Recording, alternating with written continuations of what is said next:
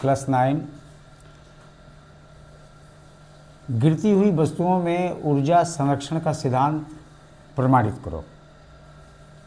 तो गिरती हुई वस्तुओं में ऊर्जा संरक्षण का सिद्धांत प्रमाणित कैसे होगा? मान लिया कि एक वस्तु m है, ये वस्तु यहाँ बनाया, ये वस्तु जब ऊपर से छोड़ी जाएगी तो कुछ दूरी तय करती हुई ये यहाँ पर आएगी, फिर आखिर में धरती से टकरा करके ये वस्तु स्थिर हो जाएगी। अब हम एक वस्तु को यहाँ मान लिया m मात्रा वाली वस्तु जब धरती से टकराएगी तो उस वस्तु और धरती से उसकी दूरी हम मान लेते हैं h। ये पूरी हाइट h है। जब वस्तु A पॉइंट पर है तो उसकी मात्रा m है, B पॉइंट पर आएगी तो उसकी मात्रा m रहेगी, C पॉइंट पर मात्रा में कोई परिवर्तन नहीं होगा, m ही रहेगी।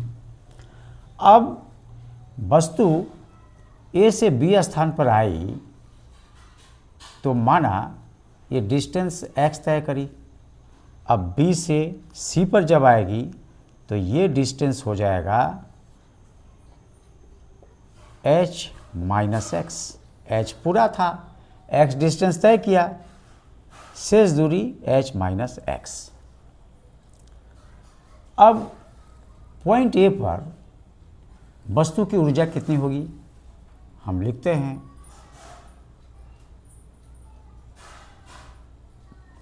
Kinetic energy plus potential energy at point A. क्या होगा?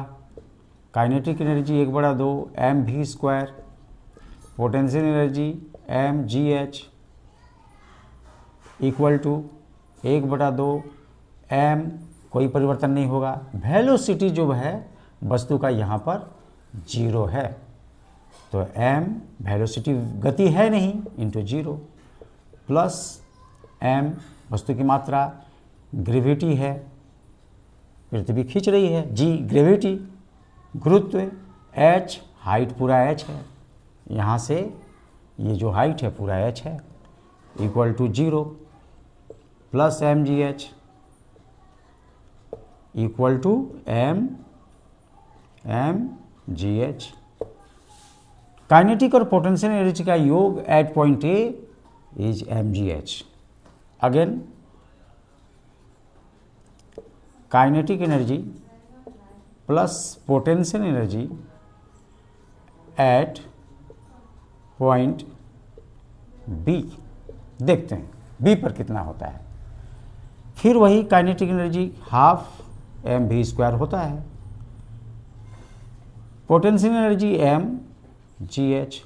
अब यहाँ पर हाफ m रहेगा, v², वस्तु का वेग यहाँ पर आ गया, वस्तु का वेग ही वस्तु गति में आ गई, तो v² हमको निकालना होगा।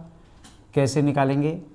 v² equal to u² plus 2as होता है, तो v² equal to u initial velocity 0 plus 2 a है ग्रेविटी एक्सेलेरेशन। जब कोई कार दौड़ती है तो एक्सेलेरेशन कहलाएगा, ये ग्रेविटी के अधीन है तो a g में बदल जाएगा। s है डिस्टेंस कितना है? यहाँ से यहाँ तक x दूरी तय करी है तो यहाँ x बैठाया। Again v² equal to 2gx, यहाँ बैठा दो इंटू 2gx प्लस mgh। यहाँ पर h में परिवर्तन आएगा, क्या आएगा? जगह तो यहाँ है नहीं, हम इसको इधर से लिखते हैं, इक्वल टू 1/2 m v² के बदले इंटू 2gx प्लस mg। ठीक है, हाइट यहाँ पर बदलेगा, हाइट कितनी हो जाएगी? x डिस्टेंस तय करी है तो हाइट हो जाएगा ये h माइनस एक्स, यहाँ लिख दिया h minus x bracket. Again half m 2 से 2 कट जाएगा तो यहाँ हो जाएगा mgx plus M G H minus M G X से मल्टीप्लाई होगा। ये M G H M G X cancel out, बचेगा एम जी एच।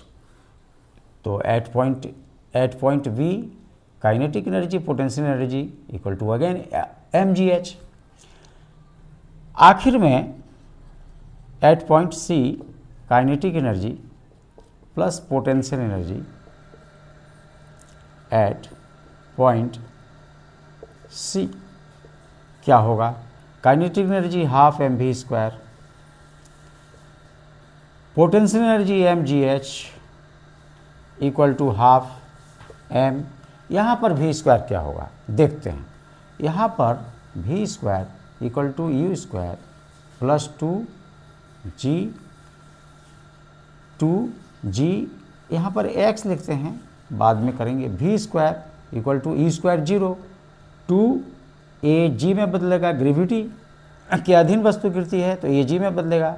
ये एस क्या होगा, एस जो है यहाँ से वस्तु यहाँ एच डिस्टेंस तय करेगी तो यहाँ हो जाएगा 2g h, तो V square equal to 2g h।